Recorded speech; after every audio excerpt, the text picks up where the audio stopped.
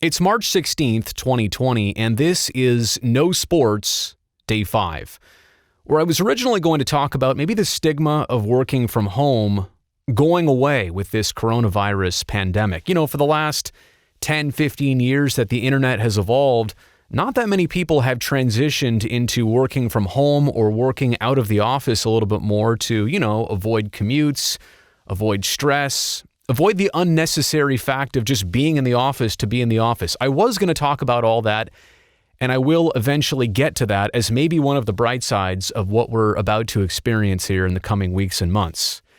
But I'm actually going to switch topics on the fly here because today locally in Northern California, a shelter in place was imposed for 6 Bay Area counties.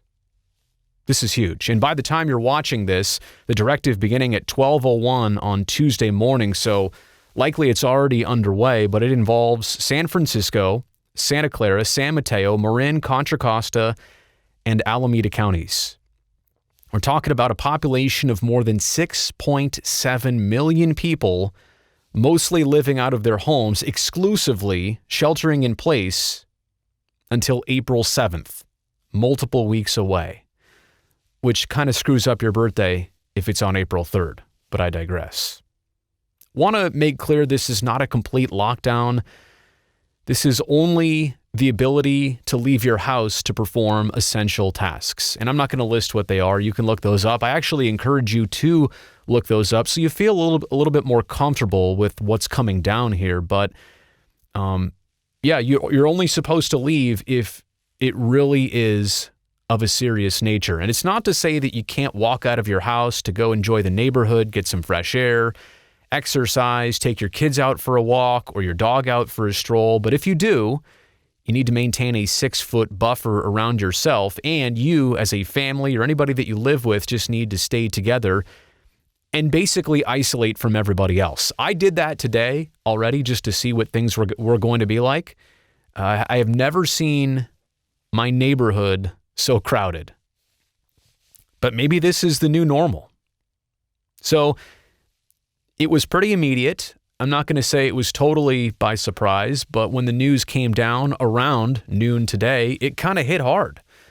And it needs to happen. There's no question something like this needs to happen. But I want to flip the script here because the other side of this is that it is going to hurt. And not just people in mental situations, which I'll get to in a second, but businesses, the economy, the fears of being able to provide for your family, paychecks, job statuses, so much now all of a sudden in question because the government is demanding this. And this is probably one of the first days, I have to be honest, that I've struggled with some of this, really got frustrated and upset and a bit depressed because it's not now that just your life is going to be affected by this.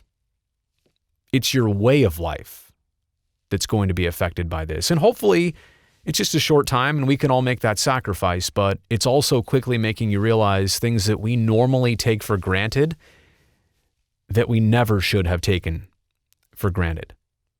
And I'm also getting to the breaking point here of wondering, like, how does what we're experiencing right now, how does this compare to other natural disasters and tragedies in our country and across the world? And I am not forgetting, by the way, this is a world event. This is not by any means just the United States going through COVID-19. The entire world, to different degrees, is struggling with this. But how does this compare to 9/11? How will it by the time it's over? I mean, I lived through 9/11. I don't know what the full extent of this is going to be. How will this compare to the Great Depression? How will it compare to the assassination of President Kennedy or the assassination of Martin Luther King Jr. or the Vietnam War or World War II? None of us really know, but I don't think it's far-fetched right now to start putting these things in at least the same conversation. And again, I realize there's a lot of apples and oranges here, but it is something to be considered even at this early point. And look, I understand that a lot of conversation around this stuff only sparks fear, especially when a shelter in place is imposed. A lot of people get scared by that. What does it mean? What will grocery stores look like? What will the average routine necessary things you need to do, what will they look like in 3 days, 3 weeks, maybe 3 months? But I think that after we've just jumped in this pool of uncertainty, I truly do think we're going to swim better after the first couple strokes. You know what I'm saying? We just got thrown in the pool. It's hard to take those first couple strokes and move in the right direction. Get your bearings, orient yourself. It's not easy. But I think that we're going to be able to do it. And again, I realize a lot of people look at all of this as mostly bad. I'm still holding out hope that some pieces of good come out of all this. Quickly transitioning, there was some NFL news today, free agents being signed, teams making trades. And I saw it on social media, had to react because a lot of it struck me the wrong way, considering everything else that was happening here locally, regionally, and nationally. So I posted on Twitter, "Dear NFL, please read the room." I also cross-posted that on Instagram. And on Instagram, it got a lot of kickback, actually. Some people said in their comments, "Hey, I enjoyed it. It was a nice distraction today. We needed this. We needed sports. Don't ruin my fun. It worked for me." Okay. Fair enough.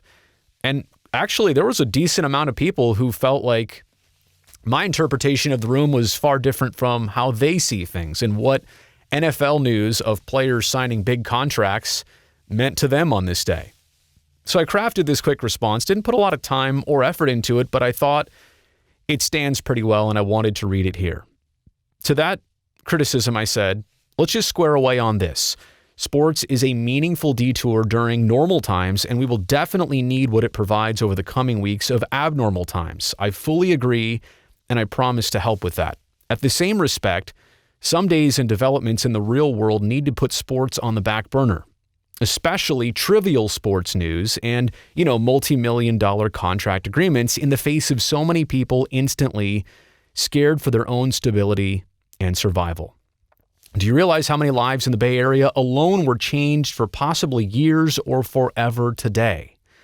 If you work, support a family, own or rent property, or have any responsibilities, you know the magnitude of basically shutting down society for 3 weeks. It needs to happen, no mistake there, but it is among the worst case scenarios on a lot of levels. I'm not asking for doom and gloom all the time, and if something made you that happy today, then great, I'm happy for that too. I just think the sports world needs to tread carefully and meaningfully in the following months. So hopefully you appreciate that, or in some way, shape, or form, you agree with that. All right, I'm closing out here with what I think is great news. Again, I said I'm saving that whole work from home discussion for another time. I think it's going to be important because I truly hope that in the future we can look back and see that people's lives are better, they're happier, maybe they're more productive when they don't always need to go in the office just to show their face and punch a time card for jobs that can require that and survive with that. So I'm going to do that eventually, but next time, if I can get the home studio calibrated and set up the right way, next time that you see me here, I'll be planning to bring on my colleague of Sharks Hockey, one Curtis Brown. Not here in person, but virtually here. We're going to FaceTime. I'll figure out all the video aspects of that, but I want to chat about a lot of things with him, and hopefully I want to help entertain you, give you what you should be getting right now, a little taste of normality. This has been No Sports, Day 5. And quite honestly, I don't even know what day of the week it is anymore.